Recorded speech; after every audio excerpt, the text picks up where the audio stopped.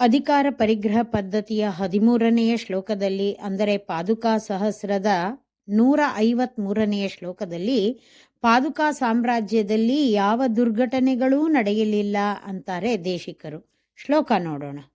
ವರ್ಷಾಣಿ ತಾನಿ ವೃಷಲೋ ನ ತಪಾಂಸಿ ತೇಪೆ ಬಾಲೋ ನ ಕಶ್ಚಿದಪಿ ಮೃತ್ಯುವಶಂ ಜಗಾಮ ರಾಜ್ಯೇ ತವಾಂಬ ರಘುಪುಂಗವ ಪಾದರಕ್ಷೆ ನೈವಾ ಪರಂ ಪ್ರತಿವಿಧೇಯಮಭೂತ್ ಪ್ರಸಕ್ತಂ.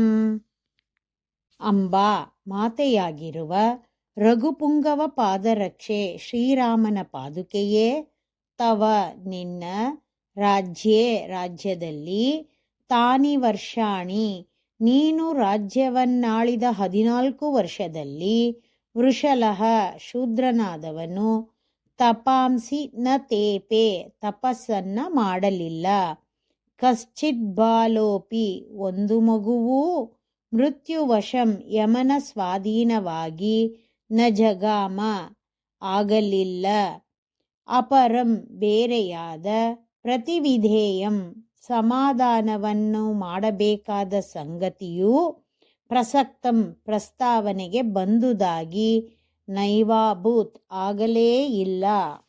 ಶ್ರೀರಾಮನು ಆಡಳಿತ ನಡೆಸುತ್ತಿದ್ದ ಕಾಲದಲ್ಲಿ, ಅಂದರೆ ರಾಮರಾಜ್ಯದಲ್ಲಿ, ಒಬ್ಬ ಬ್ರಾಹ್ಮಣನ ಮಗ ಮರಣ ಹೊಂದುತ್ತಾನೆ. ಹೀಗೆ ಹಿರಿಯನಾದ ತಂದೆಯ ಮುಂದೆ ಚಿಕ್ಕವನಾದ ಮಗ ಸಾಯೋದು ರಾಜ್ಯದಲ್ಲಿ ಯಾವುದಾದರೂ ನಡೆಯಬಾರದ್ದು ನಡೆದರೆ ಮಾತ್ರ ಸಾಧ್ಯ. ಎಲ್ಲರೂ ಶಾಸ್ತ್ರದಲ್ಲಿ ಹೇಳಿರುವಂತೆಯೇ ಇದ್ದರೆ ಹೀಗಾಗೋದಿಲ್ಲ. ರಾಜ್ಯ ಪರಿಪಾಲಿಸುವವರು ತಮ್ಮ ಪ್ರಜೆಗಳು ಶಾಸ್ತ್ರ ರೀತಿಯಲ್ಲಿ ನಡೆದುಕೊಳ್ಳೋ ಹಾಗೆ ನೋಡ್ಕೋಬೇಕು. ರಾಜನಾದವನು ತಪ್ಪು ಮಾಡಿದರೂ ಈ ರೀತಿ ಘೋರಗಳು ನಡೆಯುತ್ತೆ. ಇದರಿಂದ ಆ ಬ್ರಾಹ್ಮಣನು ಸತ್ತ ಮಗನ ಶವನ ತಂದು ರಾಮನಲ್ಲಿ ನ್ಯಾಯ ಕೇಳ್ತಾನೆ. ಏಕೆ ಹೀಗಾಯ್ತು ನಿನ್ನ ಆಡಳಿತದಲ್ಲಿ, ಎಲ್ಲಿ ಲೋಪವಾಗಿದೆ ಅಂತ ಪ್ರಶ್ನೆ ಮಾಡ್ತಾನೆ. ಆಗ ಶ್ರೀರಾಮ ಒಂದು ವಿಷಯ ತಿಳ್ಕೊತಾನೆ. ಅದೇನೆಂದರೆ, ಅವನ ರಾಜ್ಯಕ್ಕೆ ಸೇರಿದ ಪ್ರದೇಶದಲ್ಲಿ ಚತುರ್ಥ ವರ್ಣದವನೊಬ್ಬ ತಪಸ್ ಮಾಡ್ತಾ ಇರ್ತಾನೆ. ಅದು ತಲೆಕೆಳಕಾಗಿ ನಿಂತು ತಪಸ್ ಮಾಡ್ತಾ ಇರ್ತಾನೆ. ಶ್ರೀರಾಮ ಅವನು ತಪಸ್ಸು ಮಾಡುವುದನ್ನು ತಡೆದು ನಿಲ್ಲಿಸಿದ ಮೇಲೆ ಆ ಬ್ರಾಹ್ಮಣನ ಮಗ ಬದುಕುತ್ತಾನೆ. ಶ್ರೀರಾಮ ಆ ಬ್ರಾಹ್ಮಣನನ್ನ ಸಮಾಧಾನ ಮಾಡಿ ಕಳಿಸ್ಕೊಡ್ತಾನೆ. ಆದರೆ ಪಾದುಕಾ ಆಡಳಿತದ ಸಮಯದಲ್ಲಿ ಹೀಗೆಲ್ಲ ಆಗಲಿಲ್ಲ.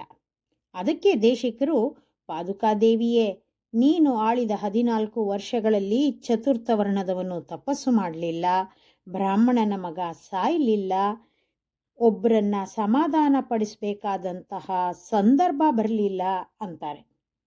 ಭಗವಂತನನ್ನ ಆಶ್ರಯಿಸಿದವರಿಗೆ ತೊಂದರೆ ಬಂದರೂ ಬರಬಹುದು. ಆಚಾರ್ಯರನ್ನ ಆಶ್ರಯಿಸಿದವರಿಗೆ ಯಾವ ತೊಂದರೆಯೂ ಉಂಟಾಗುವುದಿಲ್ಲ ಅನ್ನೋದು ಈ ಶ್ಲೋಕದ ಗೂಢಾರ್ಥ. ಶ್ರೀಮತೆ ನಿಗಮಾಂತ ಮಹಾದೇಶಿಕಾಯ ನಮಃ.